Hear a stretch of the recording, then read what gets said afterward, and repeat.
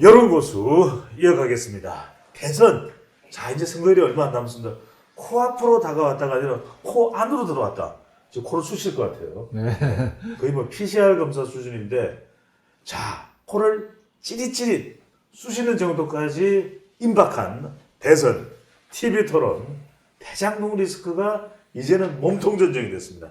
이재명 게이트냐, 윤석열 게이트냐.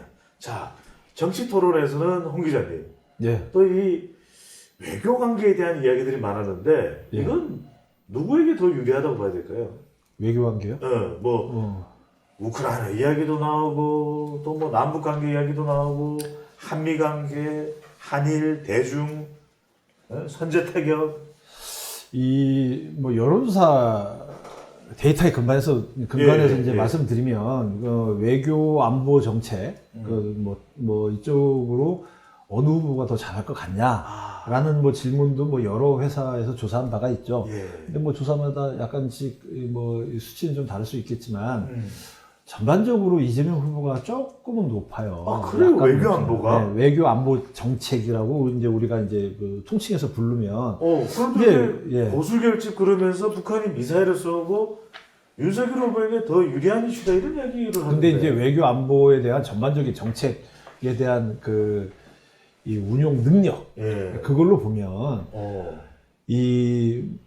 윤석열 후보는 뭐 검찰 생활 이외의 행정 경험은 없지 않습니까? 그런데 이제 이 성남시장 경기지사를 거쳤던 이재명 후보는 예. 뭐 물론 이제 뭐 그 경력이 외교안보 정책의 운영과는 뭐 큰 상관없겠지만 그래도 어쨌든 정책적인 운용 능력이라고 하는 면에서는 뭐 외교안보뿐만 아니라 경제 뭐 여러 가지 이제 복지 뭐 여러 가지 정책 운영 능력에서는 선출직을 해봤으니까. 네, 경기도가 또 광역단지 중에서 제일 상당히 크잖아요. 큰 지역이고 그래서 그런 질문을 던지면 이재명 후보가 항상 유리하게 나와요. 근데 이제 외교안보 문제는 아까 말씀하신 대로 약간 좀 성격이 다를 수는 있죠. 예.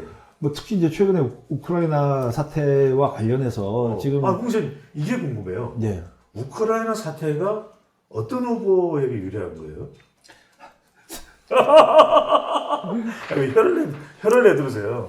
네, 미세먼지도 많은데. 그냥 웃음이 나오는데. 네. 조회수만 올라오면 되니까. 세상 저기 지구 반대편에 있는 우크라이나 사태가 어느 후보에 유리한지 궁금해하더라고요. 사람들이요. 네. 근데 이제 그건 있죠. 어저께 이 정치 관련 TV 토론에서도 그 얘기가 나왔죠. 그러니까요. 네, 그 얘기가 나왔죠. 근데 이제 거기에 대한 안보관은 확실히 차이가 있었죠.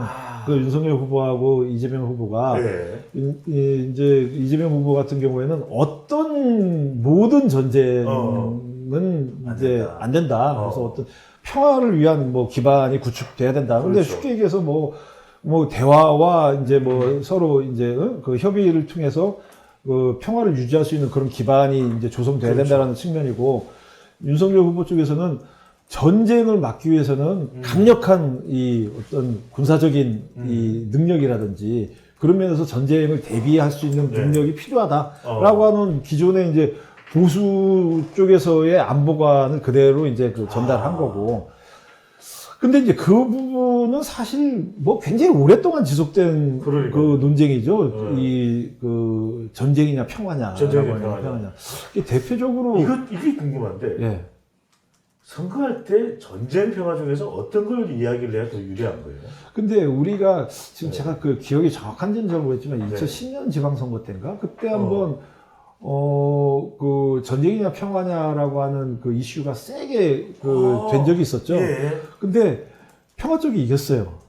평화 쪽이 이겼다기보다는 평화 쪽으로 많이 이제 표심이 쏠렸어요. 2010년이면 MB 때인데.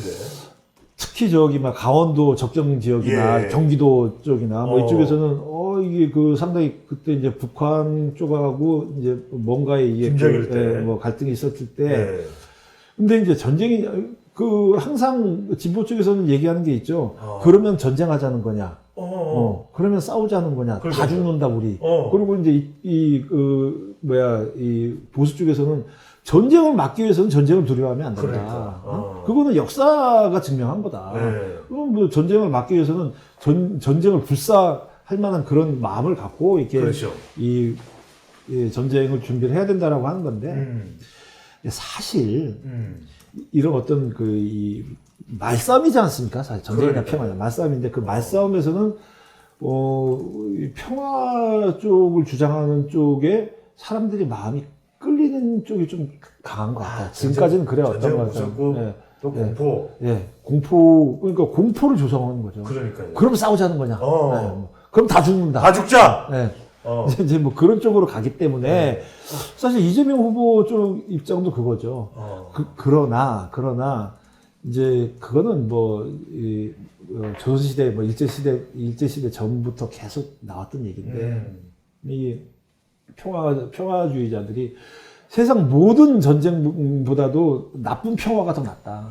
그러니까 일본이 쳐들어와서 우리를 이제 강제로 합병을 해도 전쟁만 안 일어나면 그게 평화니까 그게 더 좋다라고 하는 게 그쪽에 이제 친일주의자들의 그 주장이었거든요. 그러면은 그게 과연 올바른 선택이냐?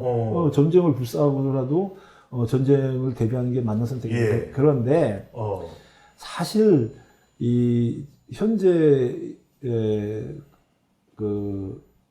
현 정부 문재인 정부에서도 그렇고 뭐 노무현 정부, 박근혜 정부, 이명박 정부 다 지금 흘러오면서도 우리나라의 그 군사적인 대비는 점점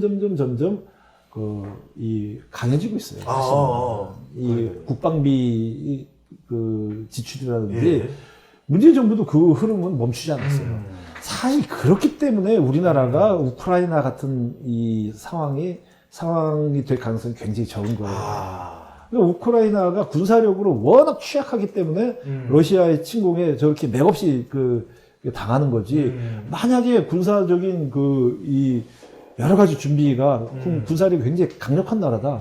그러면은 러시아가 저런 식으로 나갈 리가 없지 않습니까? 여기서 홍 기자님 굉장히 중요한 말씀해 주셨는데 우리가 이게 병자호란을 보더라도 청나라가 쳐들어오는 거 아닙니까? 그때도 남한산성을 대표하면서 싸워야 되느냐? 전하! 싸워야 됩니다! 아리 대옵니다! 체면길입니다! 싸워서는 안 됩니다! 근데 결국은 안 싸웠잖아요. 그러니까 대중들은 일단은 안 싸우는 걸 좋아해. 그러니까 지금 반중 정서가 강해졌을 때는 윤석열 후보가 좀 유리한 듯 했는데 지금 또 우크라이나가 터지니까 사람들이 전쟁을 싫어하네요. 그렇죠. 이거 중요하네. 그러니까 평화를 이야기해야 돼. 그러니까 윤석열 후보가 너무 세게 전쟁 쪽으로 또 몰아가는 것도 그렇죠. 부담될 수도 있겠네요. 그렇죠. 그것도 부담될 수 있어요. 그러니까 전쟁이냐 평화냐가 선거 이슈가 되면 아까도 말씀드렸지만은 그 전쟁 쪽이 조금 불리할 수가 있어요. 야, 이거 정말 대단합니다. 이거 아무한테나 나올 수 있는 분석이 아닌데요. 아니 그거는 뭐 선거 역사가 증명해 주는 부분이기 때문에. 그럼 싸우자고 할 사람이 몇 명이나 있겠어요? 평범한 거예요. 평범한 얘기입니다. 우리 감독님 편집해 주시고요. 평범했대. 자, 그런데 선거 때만 나오면 지겹도록 나오는 이야기가 우리 이제 시청자분들도 이런 이야기 나오면 지겨워. 권력구조. 4년 중임제, 다당제, 지난번에 선거법 개정으로 민주당이 정의당의 뒤통수를 때렸는데 이건 어떻게 변해진 거야? 분권형 대통령제. 이건 어떤 이야기를 하는 게 또 후보들한테는 유불리가 엇갈릴까요? 글쎄요. 저는 이 개헌 얘기 있지 않습니까? 개헌. 며칠 전에 민주당 쪽에서 이제 그 개헌 얘기 했죠. 통합정부다. 분권형이나 아니면 4년 중임제 이 얘기를 했죠. 이거가 선거용으로 쓰이는 거는 이제 시효가 끝나지 않았나라는 생각이 들어요. 끝났다. 시효가 끝났다. 그날 하루 정치면에 기사 나오고 그다음부터는 기사도 안 나오잖아요. 민주당이 토론회 때는 또 이야기를 했죠. 토론회 때야 그것도 이제 하나의 주제로 토론을 벌였겠지만 문제는 그게 기사로 지금 계속 재생산이 되고 있느냐, 뉴스를 재생산이 되고 있느냐. 그날 얘기하고 더 이상 뉴스가 안 나오잖아요. 그러네. 그게 더 이상. 지금 국민의힘 쪽에서는 그러자 말자 특별히 그 반응도 그렇게 강한 게 아니고. 그리고 그나저나 이런 개헌이 상당히 중요한 것 같은데 유권자들 왜 이렇게 관심이 없어요? 아니 개헌하겠다고 약속을 하고 내각제 개헌하겠다고 약속을 하고 그게 언제입니까? 1997년 대선 때인가요? 어. DJP 연합을 했죠. 아, DJP 연합의 가장 중요한 고리가 개헌이었잖아요. 내각제 그러니까요. 개헌. 그러고서 JP가 그걸 좋아했잖아요. 아니, 내각제 개헌하자고. 그래서 그걸 받아들이겠다고 하고 그걸 했고. 그리고 그 전에 저기 뭐야 누구죠? 저기 92년 대선 때도 뭐 개헌을 한다는 뭐 그러니까요. 그걸로 네. 뭐 이렇게 3당 합당도 3당 합당하고 JP까지. JP까지 3당 합당하고 나중에 그런 다음에 그거 다 이렇게 찢어버렸잖아요. 서로 이렇게 협의했던 종이 다 찢어버리고. 홍 기자님이 또 JP랑 친하시잖아요. 저랑 연배가 얼마나 차이가 나는데 친하게. 아니, 하여튼 충청권, 충청이 핫바지요.